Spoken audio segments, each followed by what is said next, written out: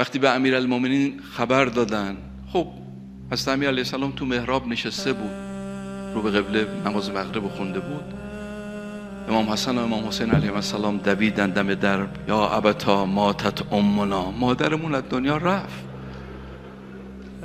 فوقع علی علی وجهه، با صورت افتاد. کی؟ اصبر الصابرین، اون کسی که تو عالم صبرش تک بود، از پادر اومد، خودشو سریع رسوند به خونه. وقتی اومد وارد اتاق شد، دید حضرت زهرا سلام الله علیها رو به قبله دراز کشیدن، پارچه‌ای رو صورتشون کشیدن. امیرالمومنین کنارش نشست، 2-3 مرتبه صدا زد، دختر پیغمبر، دختر بهترین خلق خدا. روح رفته بود. یک کلمه گفت که اسم اعظم خداست. گفت کلمینی یا فاطمه انا ابن عمک علی ابن ابی طالب، من پسر عمت علی هستم.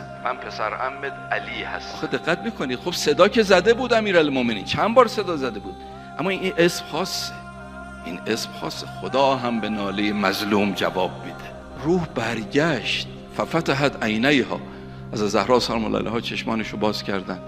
یه چند کلمه بین این دو بزرگوار برگزار شد، خیلی سوزناک. فرمود علی جان اگر محظوری دارید نمیتونید وصیت‌های منو انجام بدید، به کسی دیگری بگم. امیرالمومنین فرمود نه خانم بفرمایید. حضرت زهرا سلام الله علیها فرمودن، این جملات خیلی سوزناکه، فرمودن ما وجدتنی کاذبة ولا خائنة و ما خالفتک منذ عاشرتنی. آقا وقتی که تو خونت اومدم، نه من خیانتی کردم نه دروغی گفتم، نه تو هیچی مخالفت باهاتون نکردم، اطاعت کردم. امیرالمومنین دیگه نتونست طاقت بیاره، سر حضرت زهرا رو به آغوش کشید، گفت خانم نفرمایید، اینا مال شما نیست، این حرفا مال شما نیست، شما بزرگتر از این حرفا هستی. بعد حضرت زهرا سلام الله علیها فرمودن که اوصیک یا ابوالحسن ان لا تنسانی و تزورنی بعد مماتی، سفارش میکنم بعد از مرگ منو فراموش نکنی یا منو زیارت کنی. خانم جان امیرالمومنین 30 سال بعد تو جنگ صفین کسی گفت آقا خضاب نمیکنی؟ گفت من عزادار زهرا هستم. 30 سال بعد من عزادار زهرا هستم.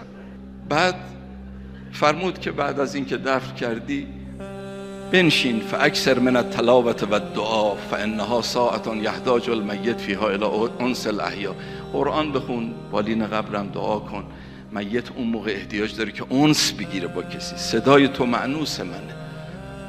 بعد انگار حضرت زهرا سلام الله علیها توجهش به بچه‌هاش جلب شد، یتیمایی که زود داشتن مادر رو از دست میدادن، 7 ساله، 8 ساله، زینب 5 ساله، ام کلثوم 3 ساله، از الان دیگه باید بیمادری رو تحمل بکنن.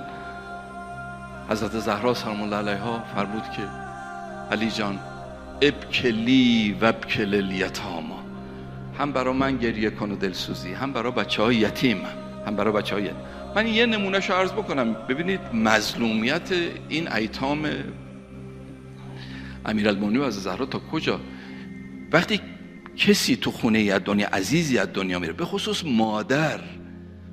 مادر جوان که بچه‌هاش کوچیکن، بچه‌ها رو میبرن که غسل دادن مادر رو نبینن، غسل و کفن کردن مادر، این چیز صحنه کمی نیست، نبینن این رو. ولی امیرالمومنین کجا ببره این بچه‌ها رو؟ خودش هم باید غسل بده. لذا این بچه‌ها آسیم به دهن گرفته بودن، اشک میریختن و غسل دادن مادر رو میدیدن.